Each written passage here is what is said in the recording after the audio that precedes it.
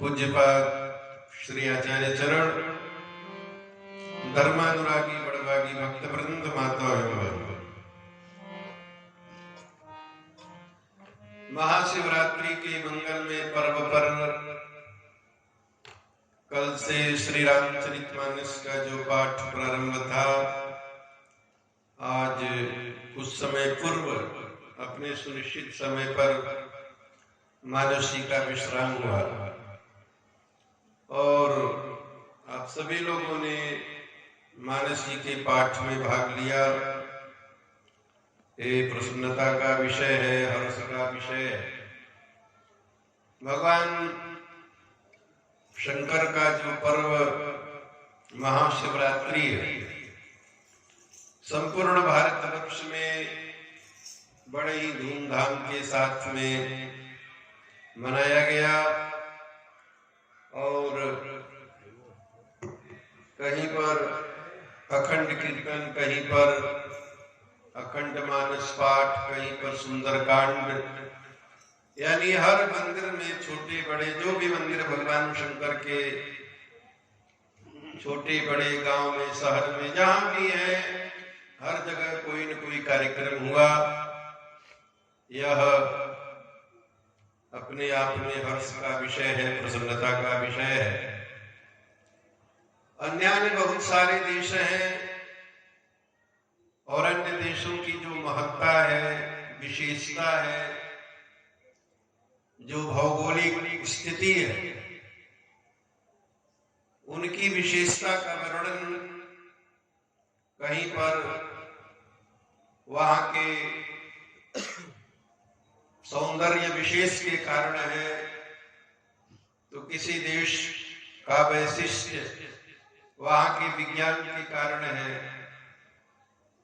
लेकिन भारतवर्ष का जो वैशिष्ट है, उस वैशिष्ट का कारण धर्म है।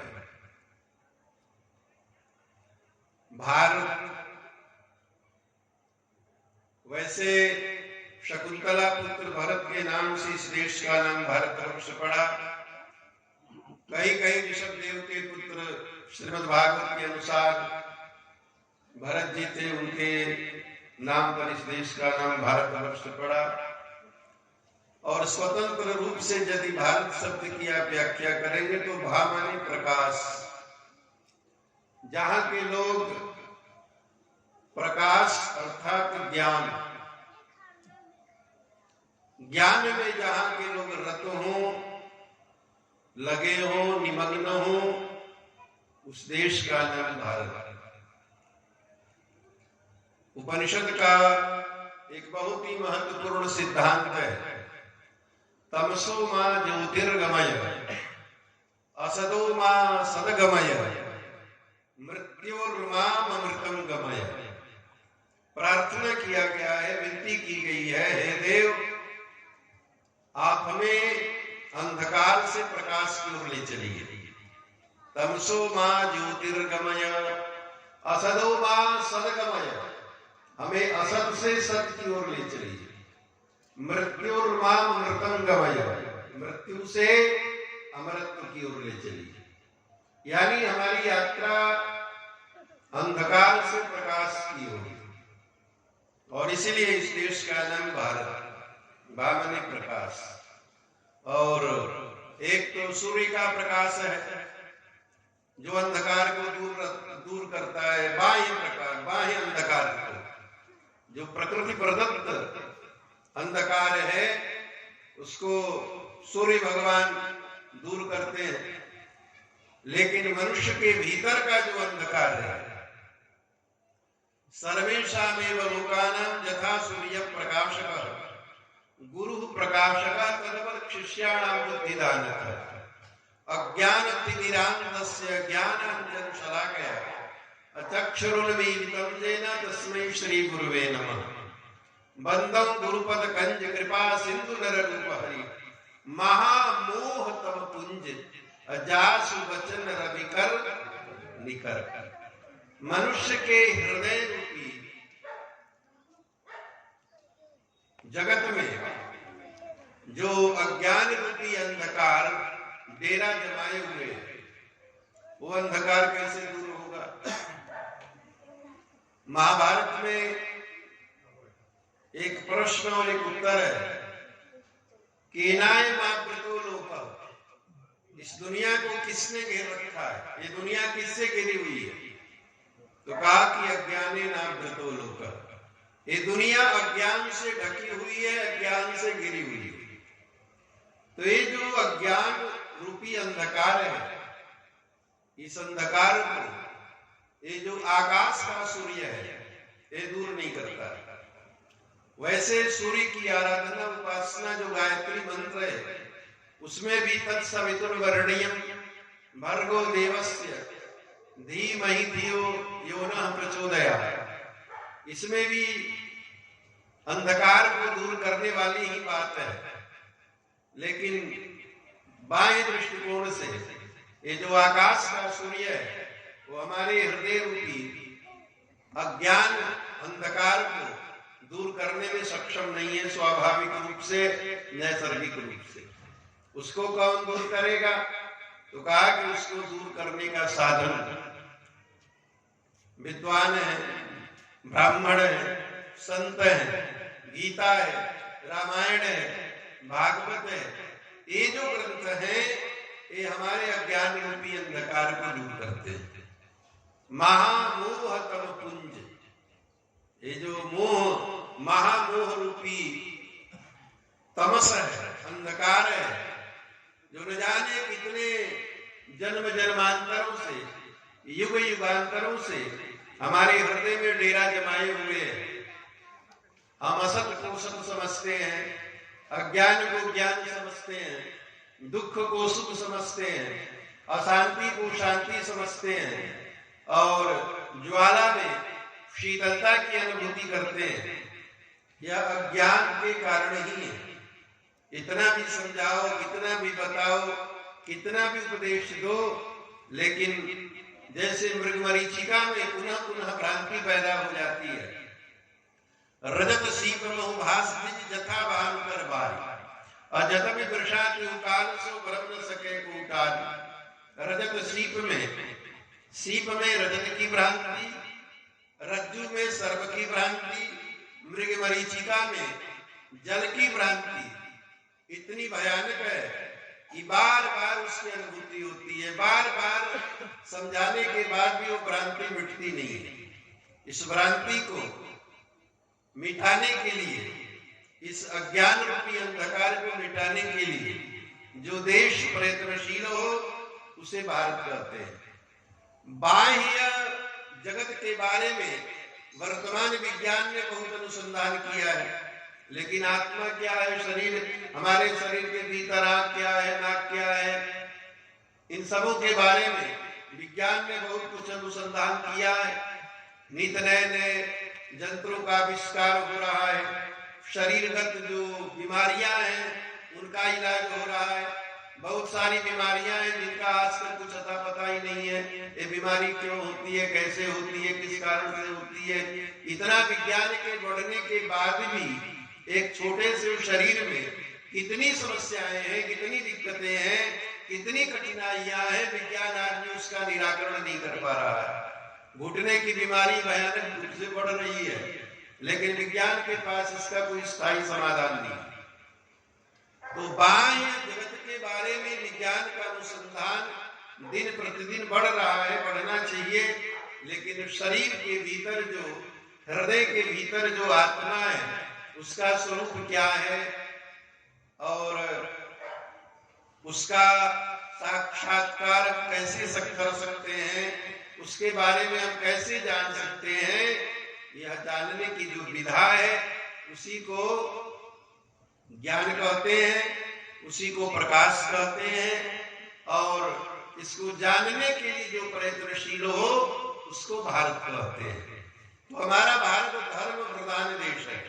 धर्म यहाँ के कण-कण में, यहाँ के प्रकृति के कण-कण में धर्म अनुस्यूत है, और यही कारण है कि न जाने कितने हजार वर्षों तक बारंबार आक्रमण होते रहे, भयानक आक्रमण होते रहे, और एक से एक राक्षस दैत्य, एक से एक जमन खस आदि इस देश पर अपना आधिपत्य जमाए, लेकिन यहाँ की जो नैसर्गिक प्रकृति है वह प्रकृति किसी न किसी रूप में आज भी विद्यमान है।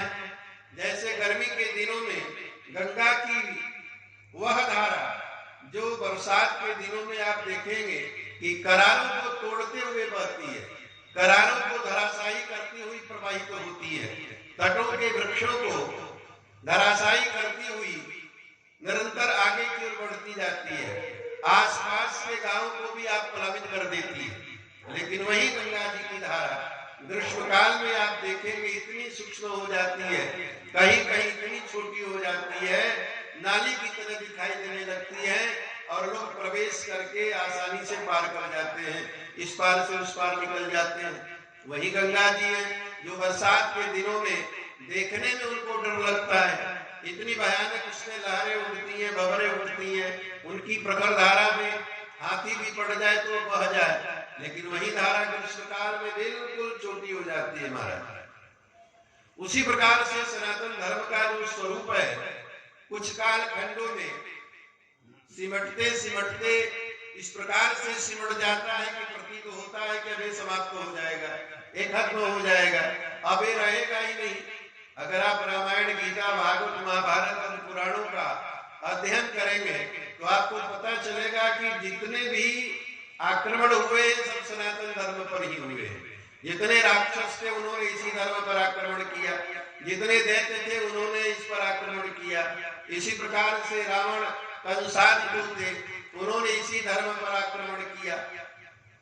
यहाँ तक गोस्वामी जी ने लिख दिया कि महाराज वेद पुराण सुनने में नहीं आते थे, जो ते देश विकासे बहुविधि त्रासई अजो कह वेद पुराना, जो वेद पुराण की कथा कहते थे, वेद पुराण का प्रवचन करते थे, वेदों का पाठ करते थे, उन्हें देश निकाला दे दिया जाता था, उनकी हत्या कर दी जाती थी।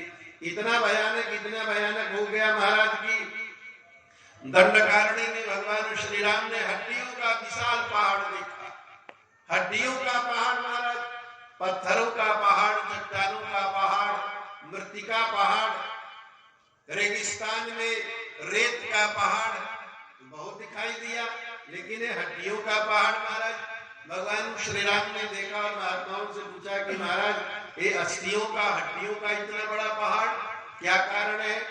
अस्थि समूह देखी रघुराया, पूछी मुनि न लागी अति दाया। तो महात्माओं ने क्या कहा? निसी चरण कर सकल मुनि खाए, असुनि रघुबीर नयन जल छाए। महाराज राक्षसों ने महात्माओं के शरीरों के मांसों को खा लिया है, रक्त को पी लिया है और हड्डियों का एक पहाड़ लगा दिया है। कितने हजार लाख महात्मा मार दिए गए उस कालखंड में। बाद के दिनों में जब मुगलों का आक्रमण हुआ, उसमें भी महाराज पूछिए मत कितना भयानक संहार हुआ, कितने मंदिरों का विध्वंस हुआ। तो ये सारी चीजें इतिहास के पृष्ठों में अंकित है। तो भारत भूमि धर्म भूमि है और धर्म के ऊपर प्रायः आक्रमण होते रहे हैं। प्रायः आक्रमणकारी इस देश को नेस्तनाबूद करने के लिए, यहाँ की संस्कृति और संस्कारों को समाप्त करने के लिए बराबर आक्रमण करते रहे। लेकिन लोगों ने मिटना स्वीकार किया, लेकिन अपना धर्म छोड़ना स्वीकार नहीं किया, अपने संस्कार छोड़ने स्वीकार नहीं किए।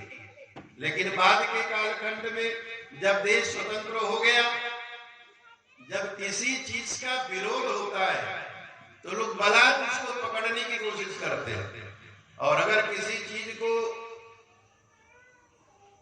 मीठा पॉइजन देकर के मिटाया जाए तब उसके लिए कोई विरोध नहीं होता है, उसके लिए कहीं कोई किसी तरह का पश्चाताप नहीं होता है। तो बाद के कालखंड में आप देखेंगे नेता, अभिनेता, मीडिया, ये सब महाराज इसी लक्ष्य की ओर अग्रसर हुए कि हिंदू अपने धर्म को छोड़ दें, अपने विचारों को छोड़ दें। आधुनिक आधुनिक आधुनिक, मंदिर में दर्शन करने जाना ये पिछड़ेपन की निशानी, गंगा स्नान करना ये पिछड़ेपन की निशानी, रुद्राभिषेक करना ये पिछड़ेपन की निशानी, तिलक लगाना ये पिछड़ेपन की निशानी। यानी जितनी भी हमारी चीजें थी उनको हास परिहास का विषय बना दिया गया। और हम लोग क्या थे, हम लोग इसके पीछे चलते चले गए। प्रसुप्तावस्था में आधुनिक आधुनिक आधुनिक जो भी हमारी चीजें हैं सब महाराज पिछड़ेपन की निशानी, और जो भी आयातित चीजें हैं, जो भी विदेशी सभ्यता का कूड़ा करकट है, हमको बताया गया, समझाया गया, सिखाया गया, इसमें महाराज गौरव है। इसमें जो है कि एक प्रकार से सिद्धांत है, विचार है, लेकिन हमारा जो सिद्धांत और विचार था, अगर हम पीपल वृक्ष की पूजा करते हैं ये पिछड़ेपन की निशानी है। लेकिन आज विज्ञान का अनुसंधान जो है अन्य जगह पर जाने में भले ही परहेज करे कि अन्य पंथों में मजहबों में क्या भरा हुआ है, लेकिन सनातन हिंदू वैदिक धर्म जो है या तो बिल्कुल रिसर्च के द्वारा है, बिल्कुल शोध के द्वारा है, अनुसंधान के द्वारा बनाया गया है। जो भी रीति रिवाज सिद्धांत है, नया वर्ष 1 जनवरी को लोग मनाते हैं, ये तो अंग्रेजी तारीख के अनुसार। लेकिन अगर आप चिंतन करो, सोचो कि भाई उस समय नया होता क्या है, भयानक ठंडी रहती है, लोग सिमटे रहते हैं, सारी प्रकृति अपने आप में सिमटी रहती है, कहीं कुछ भी नयापन नहीं होता है, सब कुछ बिल्कुल कोहरे में सिमटा हुआ है।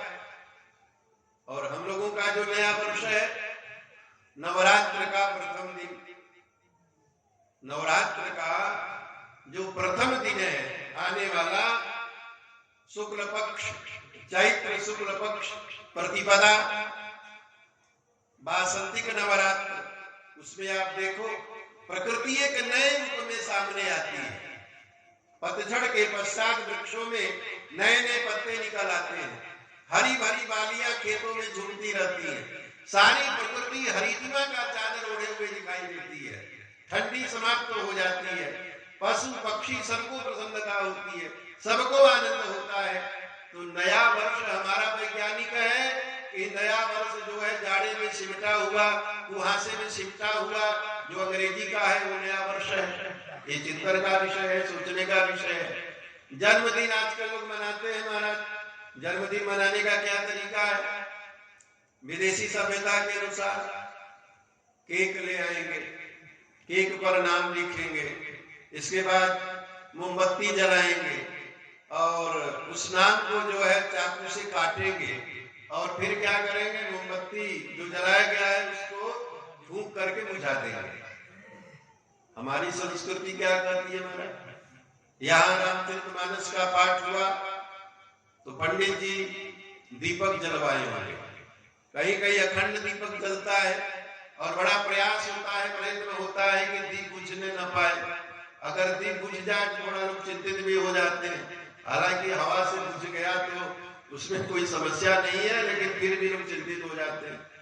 तो अखंड दीप जो है, यानी हमने प्रारंभ में कहा यह देश अंधकार का नहीं प्रकाश का उपासक है।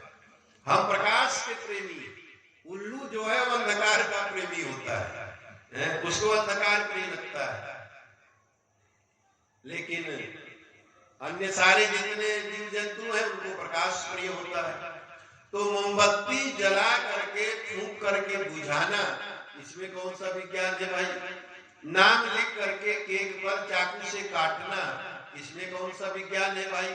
जब हर जगह विज्ञान घुसेड़ रहे हो कि ऐसा काम करो जो वैज्ञानिक हो, हमारा रीति रिवाज सब पिछड़ेपन की निशानी, तो इसमें कौन सा विज्ञान भरा हुआ है कि केक पर नाम लिख करके उसको चाकू से काटना और फिर मोमबत्ती को बुझा देना, इसमें कौन सा विज्ञान है महाराज? प्रकाश फैला हुआ है मोमबत्ती से और उसको फूंक करके बुझा करके अंधकार कर देना, इसमें तो कोई विज्ञान दिखाई नहीं देता है। तो जो भी काम करो थोड़ा दिमाग भी लगाओ, बुद्धि भी लगाओ। अंधानुकरण ठीक नहीं है। अंधा आदमी जिस रास्ते पर चल रहा हो, क्या आंख वाले को भी उस रास्ते पर चलना चाहिए? अंधानुकरण किसी भी रूप में स्वीकार्य नहीं है, ठीक नहीं है। हमारे यहाँ तो लोग कहते हैं कि भाई ऐसा काम मत करो जिससे नाक कट जाए, ऐसा काम मत करो जिससे जो है कि नाम बदनाम हो जाए। नाम रोशन करो, नाम जो है रोशन करो।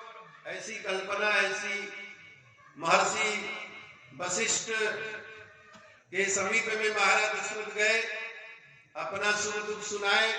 महाराज मेरे कोई संतान नहीं है, आपका दिया हुआ सारा सुख मेरे पास में है, लेकिन एक ही दुख है कि मेरे संतान नहीं है। गुरु गृह गए तुरंत वही पाला, चरण लाग करि विनय विशाला, अनिज दुख सुख सब दुरहि सुनायो, अकहि वशिष्ठ वो विधि समझायो, धरऊ दुई होई है सुखचारी। महाराज आप धैर्य धारण करो। धर्म के 10 लक्षण है और प्रथम लक्षण है धैर्य, धृति। तो कहा कि धैर्य धारण करो महाराज, अधीर होने से काम नहीं चलेगा।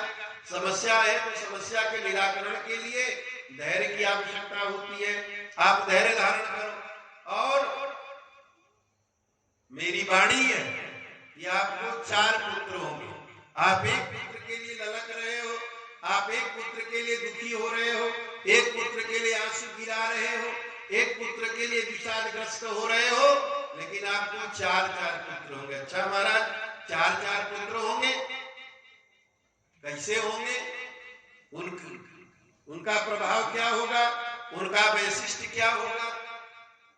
2 माताएं ट्रेन में मिली, बातचीत होने लगी, किसको कितने पुत्र हैं, बेटा बेटी है, यो बातचीत हुई। तो एक ने कहा कि मेरे तो एक बेटा है। क्या करता है? कहा कि महाराज नौकरी करता है, बहुत अच्छा है, मुझे बहुत मानता है, कई बार उसने तिरठाटर मुझे करा दिया, हर आदेश का मेरे पालन करता है, मुझे छोड़ता नहीं है, अपने ही साथ रहता है, रखता है। बहन जी आपके कई बेटा है? कहा कि मेरे तो 4 बेटे हैं। क्या करते हैं? कहा क्या बताऊं बहन जी? कहा नहीं बताइए क्या करते हैं? कहा बेटे हैं 4, बेटे हैं 4 और 2 है सेंट्रल जेल में, 2 है अभी फरार। तो कहा कि महाराज ये बताओ 4-4 बेटे होंगे तो कैसे होंगे महाराज? वो कैसे होंगे? उनका गुण क्या होगा, धर्म क्या होगा, विचार क्या होगा? हम राजा हैं और राजा जो है जो प्रजा का रंजन करे,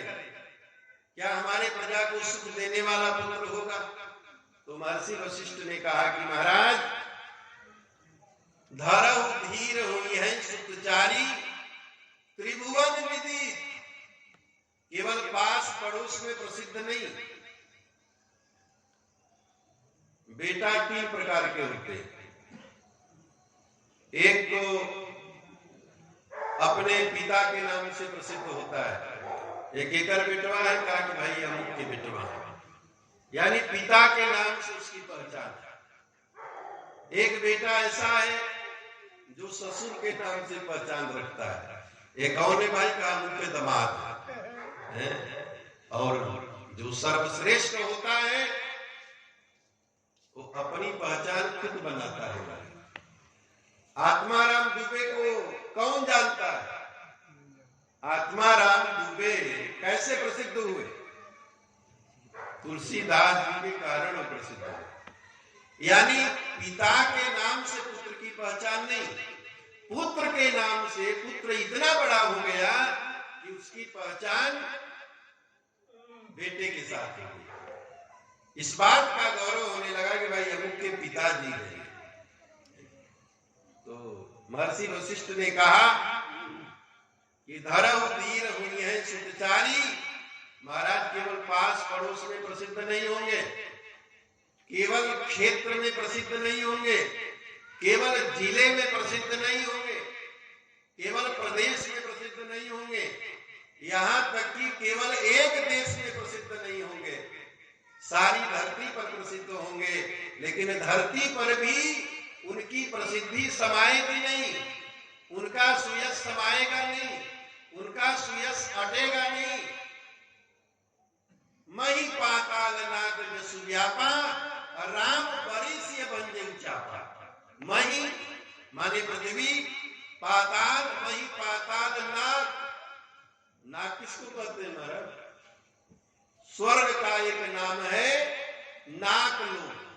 स्वर्गलोक माने नाकलोक, नाकलोक माने स्वर्गलोक, पर्यायवाची शब्द है नाक। मही पाताल नाक जसु व्यापा, राम वरिष्य भंजे उचापा। त्रिलोकी में प्रसिद्ध हो गया कि भगवान श्री राम ने भगवान शंकर के धनुष को तोड़ दिया और सीता जी ने भगवान श्री राम का वर्ण किया। यहां भी महर्षि वशिष्ठ वही बात कर रहे हैं। धरहु धीर हुई है सुखचारी, त्रिभुवन विदित, त्रिलोकी में प्रसिद्ध होंगे महाराज, त्रिलोकी में। और उनके कार्य क्या होंगे? कहा कि भगत भय हारी, भक्तों के भय को दूर करने वाले होंगे, गुंडे बदमाशों को संरक्षण देने वाले नहीं होंगे। गुंडे बदमाश संरक्षण प्राप्त नहीं करेंगे, अपितु निश्चरहीन करुमहि, अभुज उठाई पलकीन, सकल मुनि के आश्रमनी जाय जाय सकती। तो ऐसी बात है। निष्कर्ष यह है, सैद्धांतिक पक्ष यह है कि ये भारतवर्ष जो है धर्म की भूमि है। यहाँ ज्ञान विज्ञान का बढ़ना जरूरी है। हमारे देश की सीमा सुरक्षा, शास्त्र और शास्त्र दोनों का महत्व होना चाहिए। शास्त्र और शास्त्र, कुछ कालखंडों में हमारे यहाँ शस्त्र कमजोर हो गए, इसलिए शास्त्रों पर आक्रमण हुआ। तो समय के साथ में भारतवर्ष धर्म की भूमि जो पहले रही है, बीच के कालखंड में कुछ कमजोर हो गई, लेकिन पुनः उस दिशा में हम आगे बढ़ रहे हैं। धर्म के प्रति हमारा जो चिंतन, हमारी जो सोच, हमारा जो विचार होना चाहिए वो आगे बढ़ रहा है। तो हमारे जीवन में जमीन जायदाद मकान दुकान ये सारी चीजें अपनी जगह है, लेकिन धर्म की जो पहचान है वो महत्वपूर्ण है। श्रीमद् भागवत में सुखदेव जी ने सभी देशों का वर्णन किया, सभी देशों का, कई द्वीपों का, सालमली द्वीप, कुशा द्वीप, क्रौंच द्वीप, सभी द्वीपों का, और जम्बू द्वीप भारतवर्ष का जब उन्होंने वर्णन किया तो बड़ी अद्भुत बात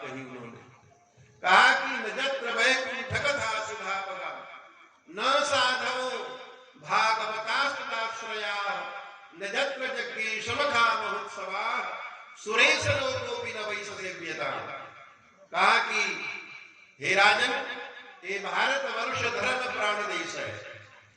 यहाँ पर भगवान की कथा मिलेगी, यहाँ पर भगवान की चर्चा मिलेगी।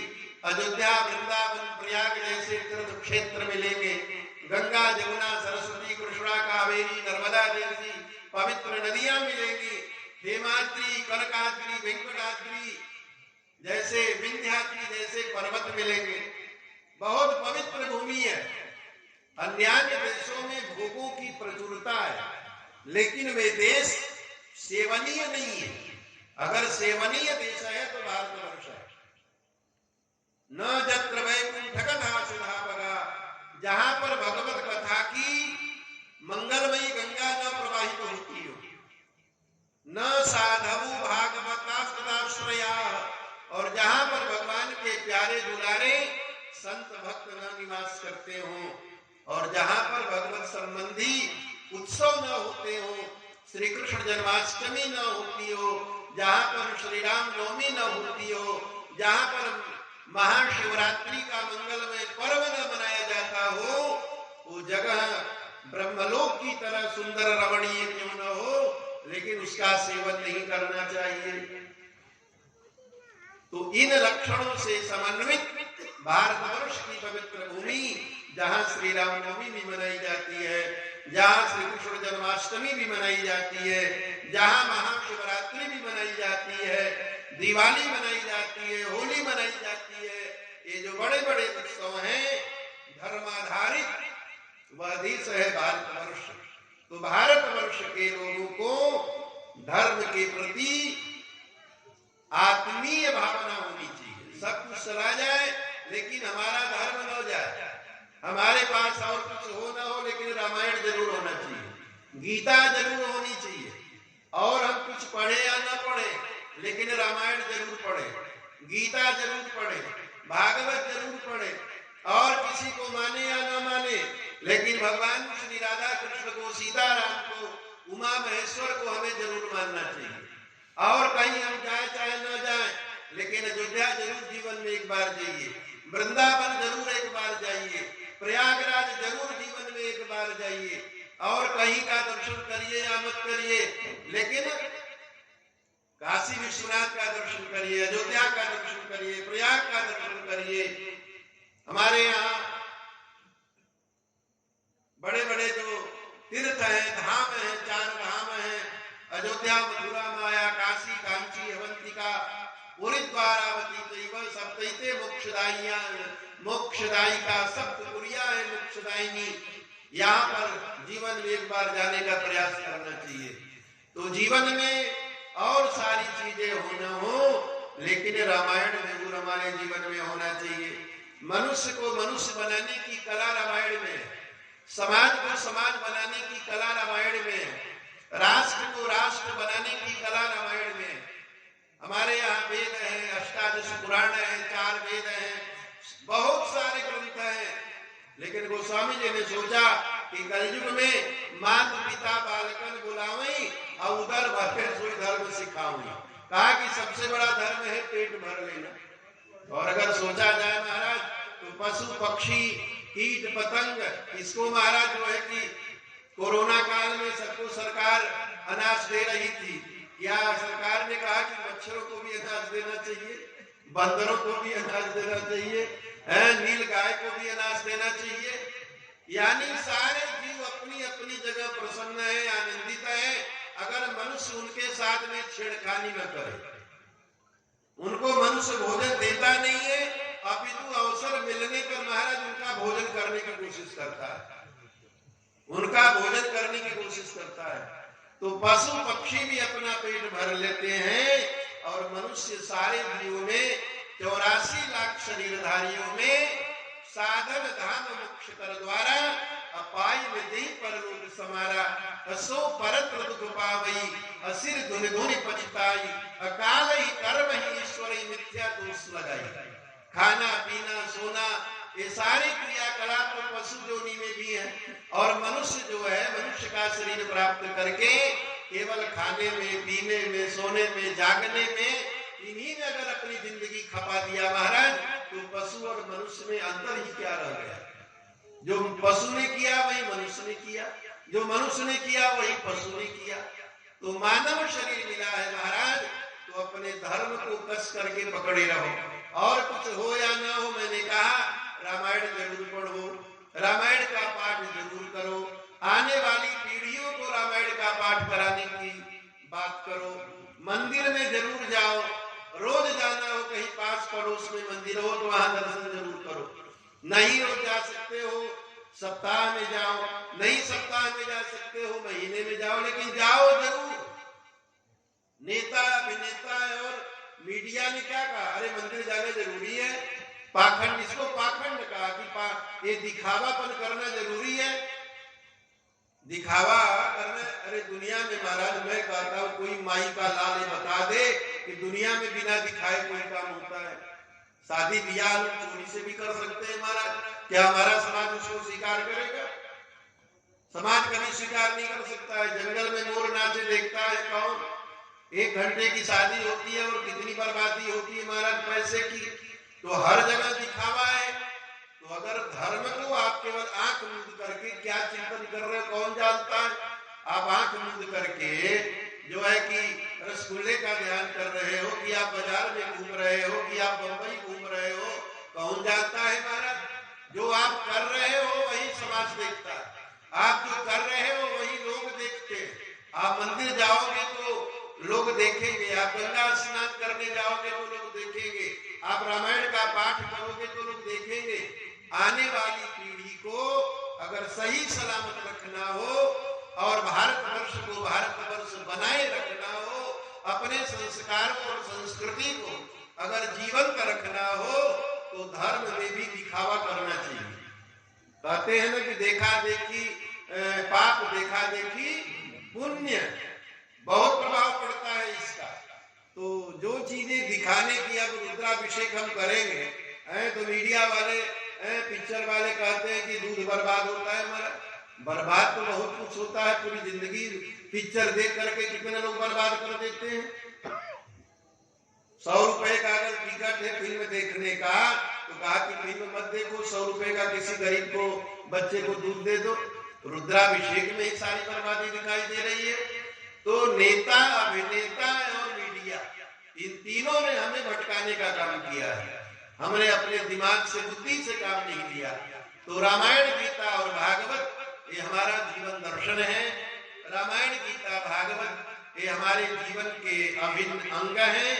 इसलिए लाख समस्या हो, लेकिन इनके प्रति अपना लगाव, अपना जो है प्रेम, अपना समर्पण कभी भी बंद नहीं करना चाहिए। और अगर ये कार्यक्रम होते रहेंगे तो समाज इनको देखता है, समाज इनका अनुसरण और अनुकरण करता है, आने वाली पीढ़ियां इसका अनुकरण अनुसरण करती हैं।